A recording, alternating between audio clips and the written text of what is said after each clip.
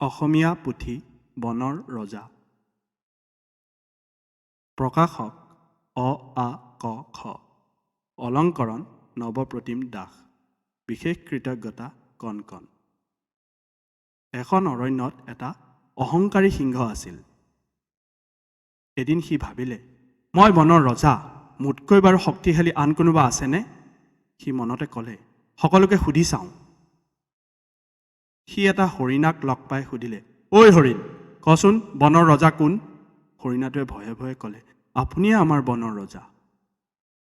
সিংহটোৱে হৰিণাৰ কথা শুনি বৰ সুখ পালে আৰু তাৰ পৰা আঁতৰি গ'ল। এইবাৰ সিংহটোৱে এজাক টেঙৰ শিয়াল লগ পালে। সিংহটোৱে শিয়ালজাকক সুধিলে, কচোন বনৰ ৰজা কোন?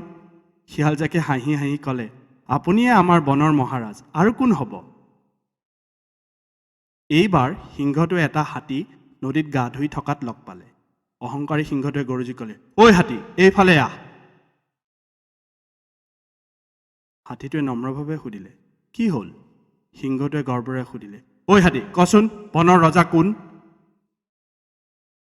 অহংকাৰী সিংহটোৰ গৰ্ব দেখি হাতীটোৰ বৰ খং উঠিল আৰু ক'লে, কৈছোঁ। এই বুলি হাতীটোৱে সিংহটোক শুৰেৰে ধৰি পানীত দলিয়াই দিলে।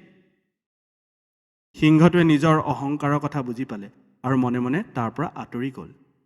কি শিকিলোঁ? অহংকাৰ বেয়া গুণ। ধন্যবাদ।